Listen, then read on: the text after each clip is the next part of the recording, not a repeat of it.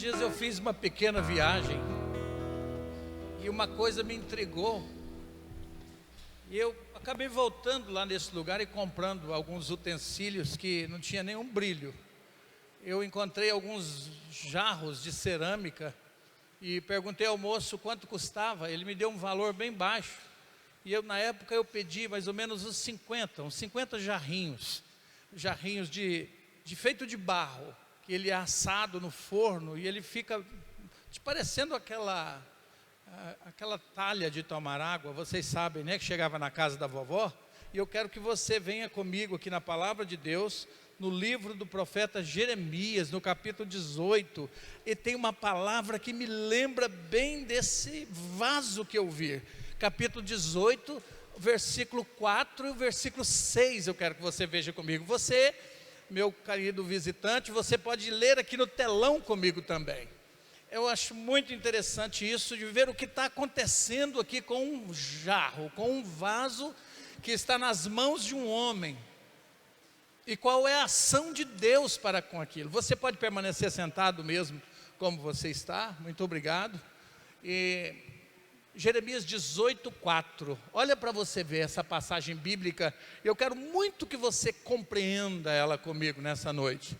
A Bíblia diz assim: como o vaso que o oleiro fazia de barro se lhe estragou na mão, tornou a fazer dele outro vaso, olha bem, segurado, segundo bem lhe pareceu, não é isso? Quero que você veja comigo agora o versículo 6.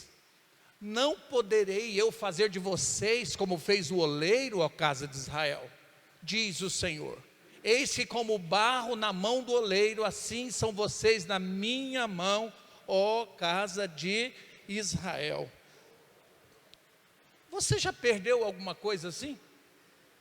Já viu um jarro de porcelana na sua casa se quebrar e você disse: meu Deus, quebrou, o que eu vou fazer agora? Já deixou um prato de porcelana quebrar e você dizer: esse prato era tão importante para mim, o prato quebrou?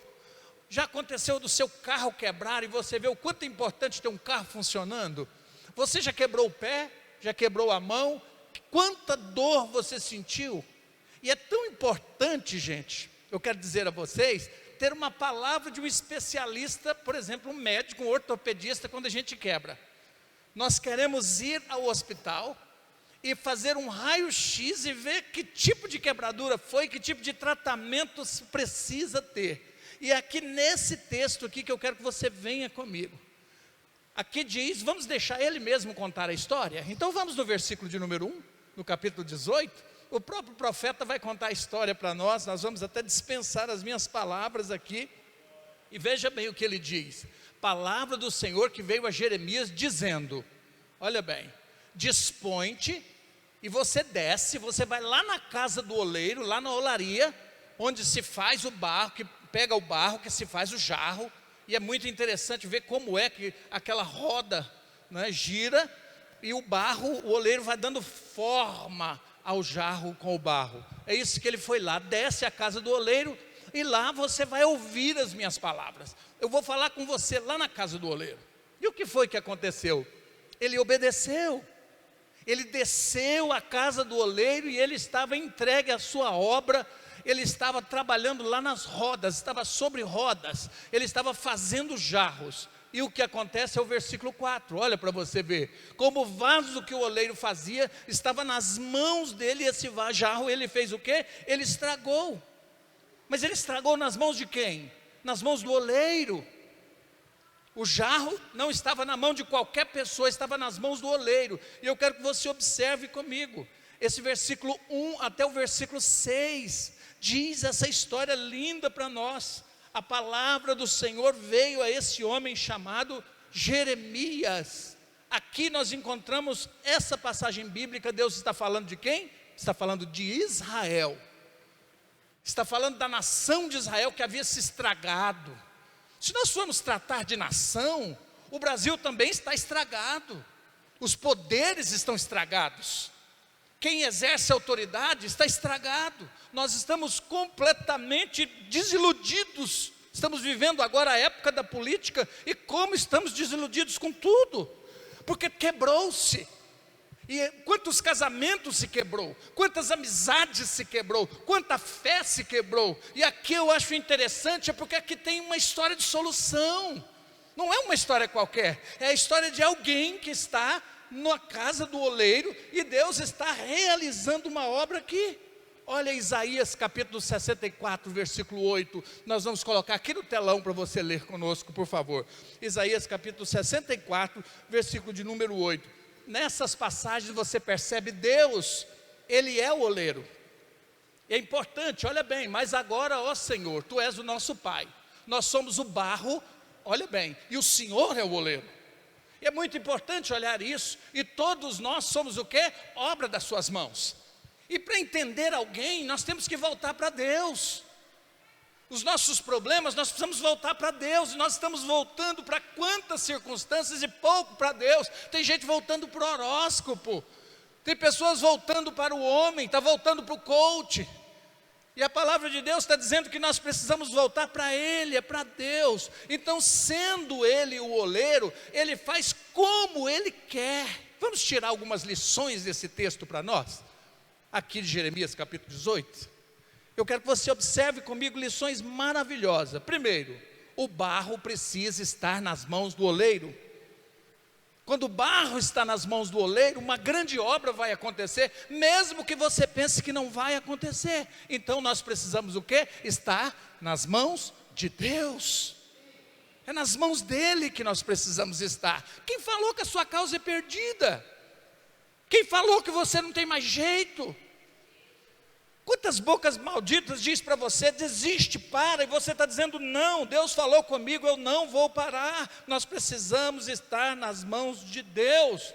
Quem foi para as mãos de Deus em momentos de apuro? Um homem chamado Davi. Todos vocês já ouviram falar de Davi, o grande rei, o tocador de harpa. Eu quero que você observe comigo nesse texto maravilhoso de 1 Crônicas, capítulo 21. Eu vou ler 2 versículos com vocês aqui no telão, o versículo 8 e o versículo 13. 1 Crônicas, capítulo 21, versículo 8 e versículo 13. Olha, gente, quando Davi foi para as mãos de Deus, ele preferiu. Ele havia cometido um erro grave. E ele poderia ser disciplinado pelo ímpio, pelo homem ou por Deus. Ele falou, eu vou para as mãos de Deus. E por quê? Olha bem. Então disse Davi a Deus, muito pequei em fazer tal coisa, porém agora eu te peço que perdoes a minha iniquidade, a iniquidade do teu servo, porque eu procedi muito loucamente, ele está dizendo, eu fiz coisas que não devia. Davi está abrindo o coração para Deus, e o versículo 13 diz o que a nós? Olhe comigo para você ver. Então disse Davi a Gade, eu estou em grande angústia. Nós vivemos tempo de angústia, tempo de pandemia, tempo de angústia. Não pode visitar os avós, os idosos. As pessoas estão com medo de sair de casa. Nós estamos desprotegidos. Nós percebemos bem o quanto nós somos vasos frágeis, que uma pandemia, ela é algo, veja bem, que ninguém vê, é invisível, mas colocou o mundo para quietar. Quantas pessoas foram deste mundo por causa dessa pandemia, e nós estamos aqui, é porque Deus quer trabalhar conosco como vaso, e vaso de honra. Olha para Davi o que ele diz, está angustiado. Caia eu, pois, nas mãos do Senhor, porque o vaso estava nas mãos de Deus, e Davi está dizendo, eu quero ficar nas mãos de Deus, porque são muitíssimas as suas misericórdias, mas nas mãos dos homens não caia eu, porque os homens não têm misericórdia, mas Deus tem misericórdia. E você veio aqui hoje, essa casa é a casa do oleiro, e você é um vaso, um jarro, e Deus está querendo trabalhar na sua vida, e você precisa deixar o Senhor trabalhar no seu coração, e trabalhar na sua vida. Olha comigo que bênção, gente, nós somos esse vaso quebrado, e nós precisamos estar nas mãos do Deus Todo-Poderoso. O vaso precisa estar nas mãos de Deus. Tem um outro ponto aqui importante. Havia tanto jarro, por que ele não jogou esse fora? Deus não descarta um vaso estragado. Observe comigo para você ver. Deus não descarta. Nós vivemos na época do descartável. Os celulares, quando surge um mais novo, um modelo mais atualizado, muitas pessoas jogam os celulares fora, porque nós vivemos na época, essa época mobile, nós vivemos na época do descartável. Precisa se jogar tudo fora porque não me serve, mas o oleiro não. A Bíblia diz que Deus tira do monturo o necessitado e assenta no lugar de príncipes. A Bíblia diz que Deus ama o homem mais pobre, mais vil, mais injusto, porque Ele tem a fórmula de consertar o vaso, de consertar o jarro. Deus pode fazer uma grande obra. Eu prego o Evangelho com a boca cheia, porque eu creio no poder transformador do Espírito Santo sobre as nossas vidas. E eu sei que Deus pode fazer um grande milagre. Na sociedade do descartável, essa mensagem é preciosa para as nossas vidas. Deus não despreza aquilo que as pessoas dizem que perdeu o valor. Deus não joga fora de jeito nenhum. Essa mensagem nessa noite eu quero dizer para você que Jesus encontrou pessoas com muita dificuldade. Jesus chegou dentro de um cemitério e encontrou um homem chamado Gadareno. Esse homem, todo mundo tinha medo dele. Ele arrebentava, nem com correntes as pessoas conseguiam amarrá-lo. Ele não vestia roupas, ele comia o que encontrava dentro daquele cemitério. Aquele homem, ele parecia um bicho. E aquele homem, quando viu a Jesus ordenou os demônios que saíssem daquele homem. E logo depois aquele homem foi devolvido à sua família. Esse era um jarro super perdido. Quantas vezes as pessoas com problemas mentais, nós achamos que é um vaso perdido. Os usuários de drogas são um vaso perdido. Não, para Deus não. Deus olha com olhar de amor. Olhar de amor. Olha comigo o que está escrito no Evangelho de João, no capítulo 3, do versículo 16. Por favor. João 3,16, a palavra de Deus está dizendo por quê? Porque Deus amou o mundo de tal maneira, e Ele deu o seu único filho, o melhor oleiro, o que fora preparado para ser oleiro, para transformar vidas de pessoas. Nós encontramos ações da sociedade que destroem jarros, mas o Senhor não, meu querido. Você está me ouvindo nessa noite? Você está ouvindo a palavra de Deus sendo falada no seu coração, que Deus te amou de tal maneira que deu Jesus, para que todo aquele que nele crê não morra, não se quebre, mas tenha a vida eterna em Cristo Jesus, nosso Senhor, nosso Salvador, nosso bendito Deus. Olha o que o apóstolo Paulo fala conosco em 1 Coríntios capítulo 26, capítulo 1, me desculpe, do versículo 26 até o versículo 29. 1 Coríntios capítulo 1. Olha o que a palavra de Deus diz a nós nessa noite. Ela diz assim: irmãos, reparai pois na vossa vocação, visto que não foram chamados muitos sábios segundo a carne. Os crentes, por exemplo, precisam estar nas mãos de Deus. Quem era você quando Deus te chamou? Muitos não eram de família nobre, não tinham dinheiro, por exemplo, e nem fama, e Deus te levantou e te abençoou e quer fazer isso ainda mais com você. É preciso estar nas mãos de Deus. Olha, muitos não foram chamados segundo a carne, nem muitos poderosos, nem muitos de nobre nascimento. Essa é a palavra de Deus. Deus está dizendo que Ele chama quem? Aquele que abre o coração. A Bíblia diz o seguinte, que se você abrir a porta do seu coração, Ele vai entrar e vai cear com você. A palavra de Deus está dizendo isso a nós. Olha o versículo 27 para vocês verem que lindo. Pelo contrário, Deus escolheu as coisas loucas do mundo. Para quê, gente? A Bíblia diz a nós, para envergonhar os sábios. O Senhor escolheu as coisas fracas do mundo para envergonhar o quê? As coisas fortes. Nós deveríamos ter mais fé, porque Deus nos chamou, Deus nos reconciliou com Ele. O Senhor hoje coloca a palavra de salvação para que você possa receber. Seria como se alguém muito rico chamasse você e dissesse: você quer que eu coloque o seu nome no testamento? Eu tenho certeza que nenhum de nós diria: não quero colocar o meu nome no seu testamento. Ele diz: eu sou muito milionário, eu vou deixar bens a você. E você diria: eu quero muito colocar o meu nome no seu testamento. É isso que a palavra de Deus está dizendo para nós nessa noite. O Senhor está perguntando: você quer que eu coloque o seu nome no livro da vida? É só você abrir o seu coração e eu faço isso com você. Então veja o que a palavra de Deus diz para nós. O Senhor escolheu, o versículo anterior, o Senhor escolheu as coisas loucas do mundo para envergonhar os sábios, escolheu as coisas fracas do mundo para envergonhar as coisas fortes. Precisamos crer nessa palavra, precisamos abraçar o Evangelho. Martinho Lutero disse que quando chegasse no céu ele teria 3 surpresas. A primeira grande surpresa, ele disse que ele estaria no céu e não seria digno de estar lá. A segunda surpresa, ele disse que não veria no céu muitas pessoas que ele pensou que estivesse lá. E a terceira surpresa é que ele veria no céu muita gente que ele pensou que não estivesse no céu. O céu tem muitas surpresas. O céu tem a surpresa daquela pessoa que estava lá na UTI e no último segundo da vida recebeu a Jesus como Senhor e Salvador. O céu tem a surpresa daquele ladrão da cruz, um homem que fazia mal aos outros, mas que quando teve encontro com Jesus, ele disse: lembra-te de mim no teu reino. E Jesus disse a ele: ainda hoje estarás comigo no paraíso. É essa palavra que eu tenho para você nessa noite. É uma palavra pequena, mas não pouco poderosa, para dizer o quanto você é importante para Deus, e Deus quer trabalhar na sua vida como o vaso valoroso que você é. Aleluia. Então veja bem, o versículo 28 diz a nós: Deus escolheu as coisas humildes do mundo e as desprezadas. O Senhor escolheu as que não são para reduzir a nada as coisas que são. Vamos pegar exemplo do próprio rei Davi. Quem era Davi?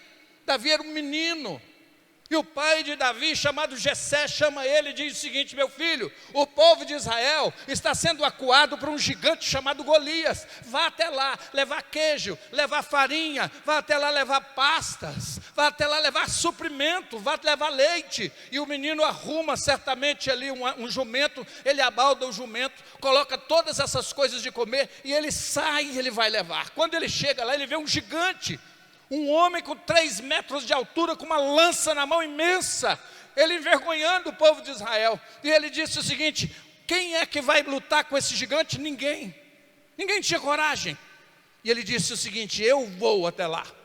Então o rei Saul colocou nas mãos dele uma espada grande. Ele disse: eu não dou conta de segurar essa espada. O rei Saul vestiu ele com uma roupa de bronze, toda armada, para que a espada do gigante não pudesse entrar no peito dele. Ele não deu conta de andar com aquela armadura. Ele tirou a armadura. Ele disse: a minha armadura é o Senhor dos exércitos. E ele foi até aquele gigante. Ele pegou algumas pedras na beira do córrego. Ele arrumou uma funda. Ele girou essa funda e soltou essa pedra que cravou na testa do gigante. Ele caiu para frente. A palavra de Deus diz que aquele menino, adolescente, que Deus usou para matar o gigante. E quais são os gigantes da nossa vida? O pecado, as dificuldades, os preconceitos, os fracassos. Eu quero dizer o seguinte: que são rachaduras do vaso que o Senhor pode restaurar, e Ele está te chamando para Ele nessa noite, em nome de Jesus. Veja bem comigo que a palavra de Deus está nos instruindo. Então eu digo a você que Deus transforma o inútil em útil. A palavra de Deus diz isso a nós. Eu quero encerrar essa palavra nessa noite falando com você sobre a história de um rapaz. Esse rapaz é muito interessante, o nome dele é Onésimo. Esse moço, ele era um escravo. Ele tinha a vida dele numa escritura no nome de um homem chamado Filemon. É um livro da Bíblia, lá no Novo Testamento, que tem apenas um capítulo. E o que aconteceu é que o nosso amigo apóstolo Paulo estava preso. E de repente colocaram na cela esse rapaz. Esse moço chamado Onésimo entra na cela. E Paulo começa a pregar o evangelho para ele. E ele diz o seguinte: eu fugi do meu Senhor. Quando eu sair daqui eu vou ser morto. Ele diz: calma, quem é o seu Senhor? Ele disse: o meu Senhor se chama Filemon. E Paulo então redige uma carta. Ele faz uma carta preciosa, dizendo o seguinte: olha, Filemon, eu estou te mandando agora aquele que era escravo, mas agora é seu irmão em Cristo. Aquele que era inútil, mas agora ele é útil. Aquele que era um vaso rachado e quebrado, mas Deus entrou na vida dele, agora ele é um vaso novo, um vaso perfeito. Quantas pessoas precisam encontrar com Deus? Nós não estamos descontentes somente com a política do nosso país. Nós estamos descontentes com a religião do nosso país, Quantos escândalos! De repente você está me ouvindo nessa noite pregar o evangelho aqui, dizendo: eu já ouvi isso algumas vezes, eu não acredito. Mas eu quero dizer a você, pedindo uma chance do seu coração para Jesus. Eu não estou pregando alguém que mora em Trindade ou que mora no Rio de Janeiro. Eu estou pregando alguém que mora no céu e que prometeu um dia voltar para buscar a sua igreja, e o seu nome sendo escrito no livro da vida. Eu quero que você veja comigo então essa passagem em Filemon, capítulo 1, a partir do versículo de número 10, eu quero que você veja comigo. É um texto precioso que eu particularmente gosto muito, muito. Sabe por quê? Quando eu tinha 18 anos, 17 anos, eu morava em Goianésia. Eu trabalhava para a família Lage, eu cortava cana de açúcar. E aos finais de semana, minha mãe cozinhava, e eu trabalhava com a minha mãe ajudando. E eu estava um dia com o meu rosto todo rachado de um frio do mês de junho. E eu falei: Deus, tem misericórdia de mim. E eu conheci um amigo na escola que falou do amor de Jesus para a minha vida. E eu recebi a Cristo um dia, numa igreja presbiteriana na cidade de Goianésia. E Jesus entrou no meu coração. Eu havia passado por momentos na minha vida de tanta mágoa, de tanta angústia, e Deus começou a restaurar a minha vida, e eu me vi como um vaso novo, um vaso que agora poderia guardar coisas importantes, um óleo puro, refinado, e Deus começou a trabalhar no meu coração, e não obstante só isso, o Senhor disse: assim como fizeram com você, eu vou usar você para fazer com outros. Eu vou usar você para falar do meu amor. Eu estou aqui nessa noite falando para você do que eu mais acredito na minha vida, que é do amor glorioso de Jesus. Olha o que a palavra de Deus diz a nós, aqui em Filemon, capítulo 1, versículo 10. Sim, eu solicito-te em favor do meu filho Onésimo, que eu gerei, o que, gente? Entre algemas, que eu gerei na cadeia. Paulo gerou aquele menino no seu coração. Paulo pregou para ele aquele mesmo evangelho que ele ouviu de Jesus, daquele caminho. Versículo 11 diz assim a nós: ele antes te foi inútil, atualmente, porém, ele é útil a ti, e ele é útil a mim também. Versículo 12, a palavra de Deus diz assim: eu envio ele de volta, em pessoa. Eu quero te dizer, o meu próprio coração, eu estou te enviando esse que antes era um escravo fugitivo, mas agora é seu irmão em Cristo. Porque quando a pessoa recebe a Jesus, ele recebe a dignidade, recebe uma certidão de servo de Deus, que recebe a palavra, a outorga da palavra, que permite você não simplesmente entrar num castelo, não simplesmente entrar num fórum, não simplesmente entrar na sala do governador, mas de entrar no céu da glória. Aleluia, louvado seja Deus. Versículo 13: eu queria conservá-lo comigo. Olha bem, Paulo queria o rapaz para ele. Eu queria que ele ficasse comigo mesmo. Para quê? Para em teu lugar me servir nas algemas que eu carrego por causa do evangelho. Nada, porém, eu quis fazer sem o teu consentimento, Filemon, para que a tua bondade não venha a ser como que por obrigação, mas é preciso ser de livre vontade. Ele está dizendo: abra o coração, Filemon, abra o coração, porque um homem que tinha um escravo que fugia, ele precisava matar o escravo, ele destruía a vida do escravo. Agora aqui tem alguém intercedendo. Paulo já tinha sido muito duro com respeito a isso, como advogado, e agora ele foi um homem que foi liberto, ele foi um vaso consertado pelo amor de Deus, e ele está pregando isso, e o amor de Deus vai se expandindo pela cidade. Essa graça que eu estou pregando aqui para você nessa noite, pois eu acredito que ele veio a ser afastado de ti temporariamente, a fim de que você o receba para sempre, não como escravo. Está vendo, gente? Não como escravo, antes muito acima de escravo, como irmão caríssimo, especialmente de mim. e com maior razão de ti também, quer na carne. E ele está dizendo, quer no Senhor. O versículo 17 diz assim para nós: se portanto me consideras companheiro, recebe esse rapaz como se fosse a mim mesmo, ele está dizendo. Recebe ele como se eu tivesse indo ter com você. Gente, é isso que Jesus está dizendo a você. Seus pecados, ele, como Paulo, está intercedendo por esse rapaz. Jesus está intercedendo por você. Enquanto eu prego a palavra para você aqui nessa noite, o Senhor Deus está intercedendo por você, porque existem muitas forças malignas que não quer que você tenha um encontro com Deus e nem seja um vaso restaurado pelo amor glorioso de Jesus. Mas Deus tem um plano na sua vida. E a palavra de Deus diz assim: agindo eu, quem impedirá? Nada, nada pode impedir. E se algum dano ele te fez, ou se ele te deve alguma coisa, olha o que Paulo está dizendo. Foi o que Jesus disse por nós. Jesus subiu na cruz e disse o seguinte: Pai, perdoa-os, porque não sabem o que fazem. A Bíblia diz que a nossa transgressão é perdoada. Aquele que confessa e deixa alcança misericórdia, mas o que encobre as suas transgressões nunca prosperará. E aqui, esse menino está sendo redimido da conta dele aqui na terra, porque Paulo havia ganhado Filemão para Jesus, e agora ele está ganhando o escravo dele, dizendo o seguinte: Filemão me deve a vida, porque quando se ganha uma pessoa para Deus, você ganha uma vida, e uma vida é algo mais importante que existe no mundo.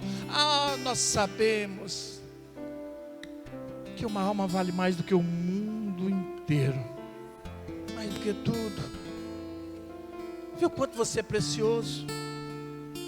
Você ficou envolto no líquido amniótico, no ventre da sua mãe por 9 meses.